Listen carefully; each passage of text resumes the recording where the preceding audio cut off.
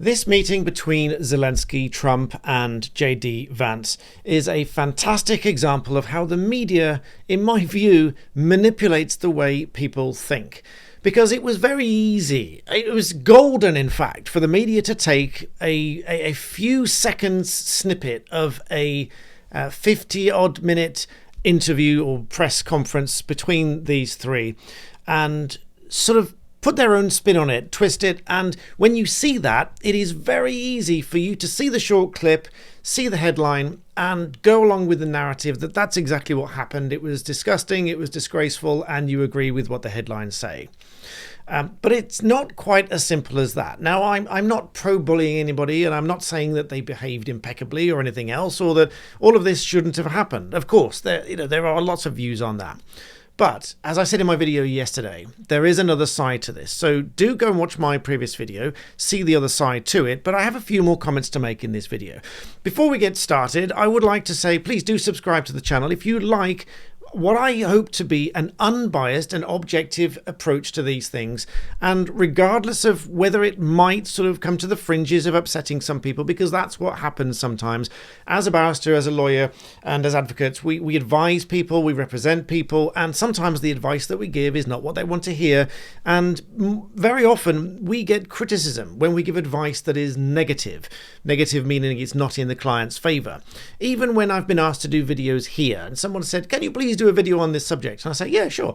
And I do a video on it, and actually the opinion that I give is not in line with what they want to hear. So I get a barrage of emails, and in fact I've followed up with videos before now because I've had those emails in. People have criticized what I've said. You're wrong, I don't agree with you, etc. And well, you wanted my opinion as a lawyer, as a barrister. These are my opinions, and this is what I say. Now, as to this interview here, I just called it as I saw it. I'm not, as Trump said, I'm not taking any sides. I'm not aligning with anybody. Of course, I'm not a fan of war. I'm not a fan of people suffering. I'm not a fan of countries suffering. And of course, Zelenskyy is representing a war-torn country, and his country, his people are oppressed. He is oppressed, and he's under enormous amounts of pressure, etc. Of course, all that is true. But the point of my video yesterday was, which eventually I think some people saw. Now, initially I had a massive backlash against me for giving another angle to this. More unsubscribes in the first few minutes of the video that I've ever seen on my channel, but then a massive turnaround because a lot of other people then have actually taken the time to hear what I said rather than unsubscribe in the first 30 seconds and said, well, and actually in the comments, some 12,000 of you in the comments, the vast majority of whom saying, actually, yes, I see the point you're making, or many of you, in fact, saying that I've changed your mind on this. And the way that I've done that, I think, is by saying that you need to take the whole thing into context. You need to watch the whole thing. And I've got a few points to make on that and a bit of a plug to make on that, on the body language, because I've said I'm not a body language expert, but I know someone who is. You can take a look at the body language guy, Jesus Enrique Rosas. I will link him below, and this fantastic breakdown of the whole thing. I strongly encourage you to watch the whole thing. It's an hour and 45 minutes. I know it's a long video. It will take the time, but you can see with the itemized list here in his description showing every itemized bit that puts this together. Now, a brief word on body language from me. It is not just one point here or there and go, aha, he raised his eyebrows, therefore it means this, or shrugged his shoulders, or did this or did that with his hands, or whatever. No one thing means very much, but as humans, we do get an overall gist of how someone is thinking and acting and feeling, and we put that all together and we get a gut feeling. We call it our gut feeling, and we are very often right. But then the media comes into play, and this is my main point of this video is the media has manipulated what a lot of people think. Now, again, this is not to say that Zelenskyy doesn't deserve support. It's not to say Ukraine doesn't deserve support. Many people have thrown that at me in the comments to the previous video, and I disagree with that. I take issue with that because that's not what I said. What I said is there is a different point to look at in this press conference here. But first of all, let's go to the news headlines and to see in the last day or so how they have all reacted to that press conference and how they are also aligned. Because bearing in mind, you will watch that short snippet, you'll see a few seconds in the media, you'll see the headline, and you will probably make your mind up. Even if you think that you will not be influenced by the media and headlines, sometimes you'll see the clip and you think, well, I've seen the clip, it matches the headline, it's got to be true. And on the face of it, that very short clip, I agree. It looks horrendous. It looks like they're bullying him. It looks really unfair. It looks like there's 2 against 1. He's from a war-torn country, etc. I get that, and I sympathise. And I don't like to see anybody being bullied or ostensibly being bullied or feeling that they're being bullied, etc. But as I said, there's more to it. But that wasn't really the point of the video yesterday. But looking at the headlines here, how I think, in my view, collectively they have used very similar wording and persuading you or directly manipulating what you think. Let's just scan through. And now I'm not picking on anyone in particular here, because again, I'll get shot down in the comments for doing that. But this is just a Google of Zelenskyy and to see what these headlines say.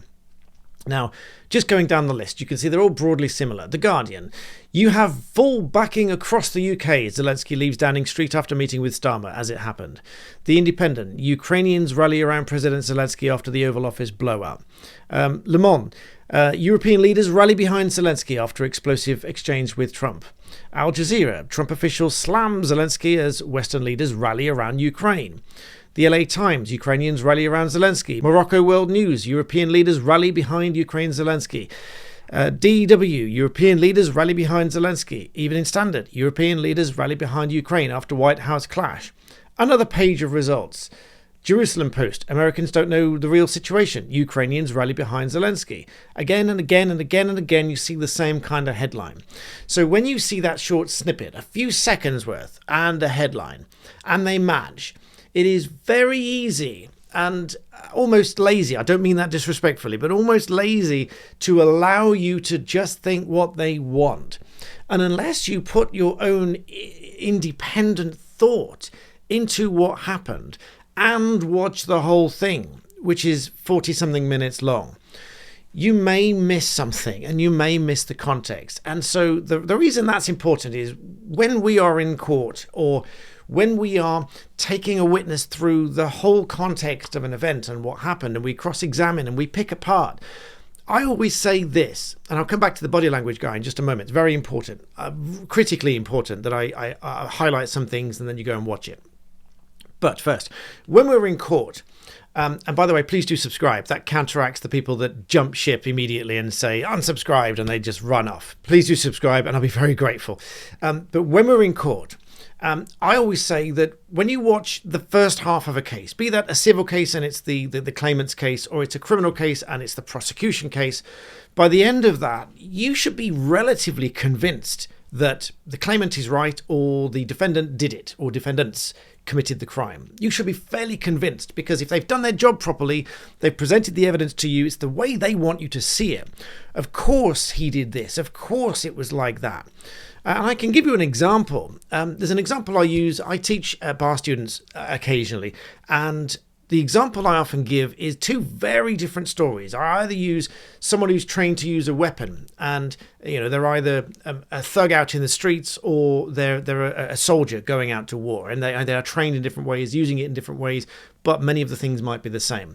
Another example I often use is martial artists. Now there's 2 sides to this as well. I am a martial artist. I'm a master 7th degree black belt, and I can see both sides to this. Now, the different ways I can spin this for you. I can say if a martial artist is accused, let's say it's a martial arts instructor, they are accused of hurting somebody, their defense is self-defense, but the prosecuting barrister comes at them hard and says, and gets them to agree with all of the following, and says, you have many years of training. Yes.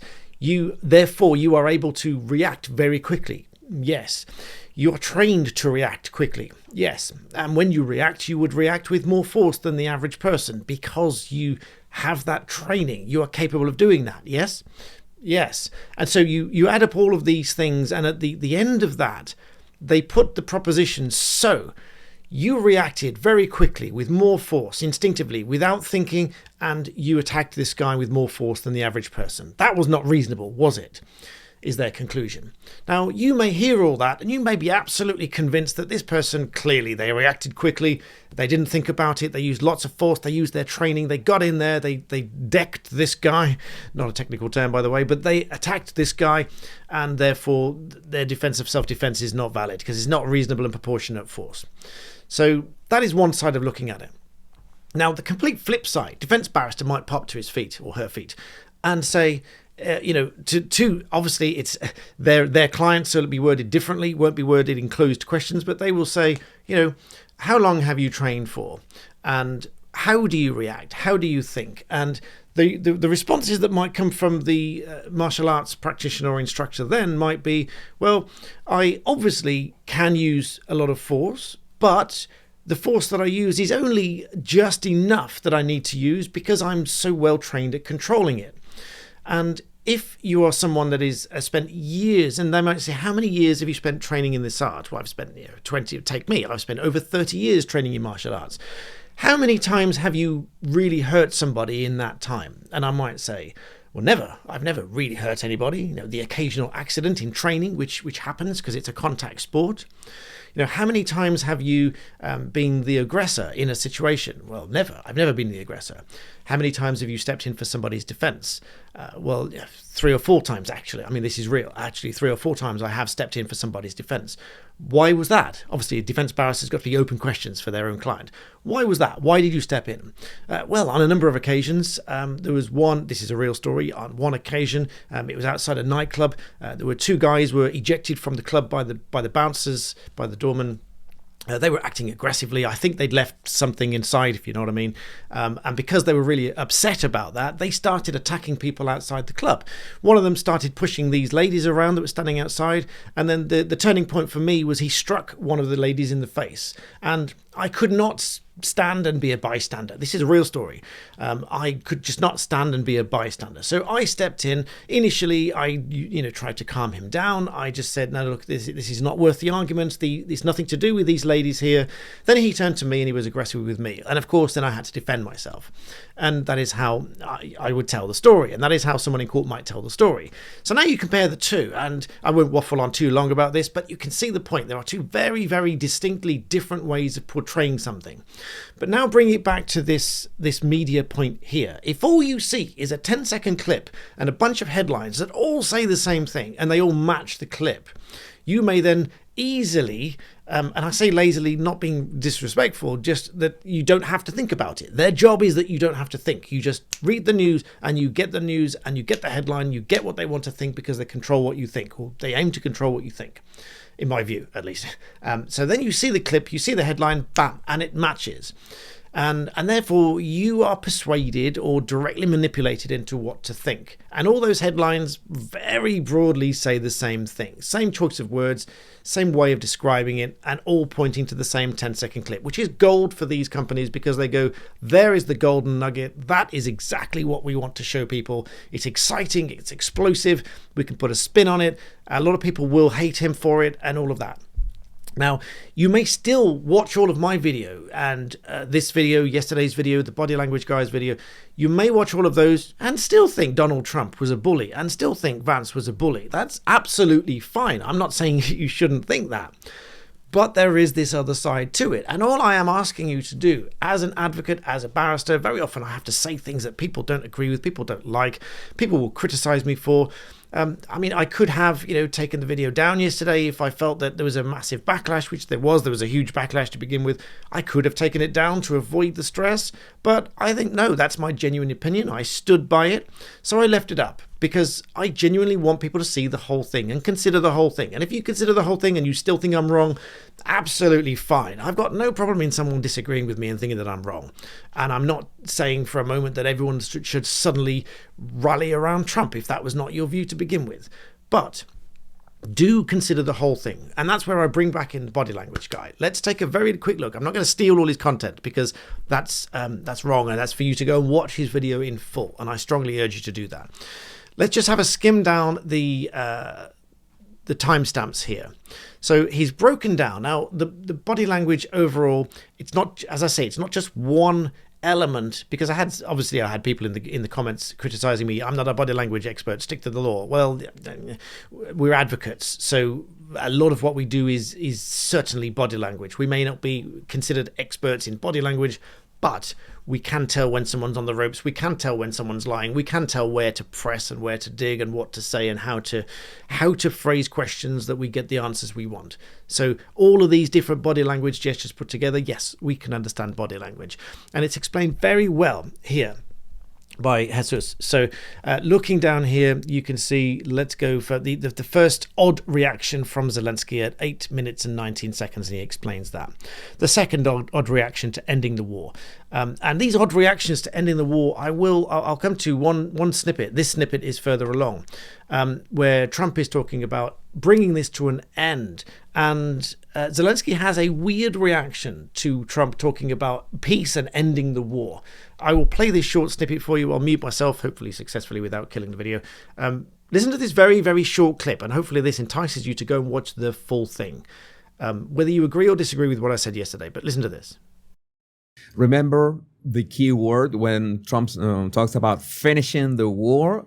You think there's going to be some kind of reaction from Zelenskyy?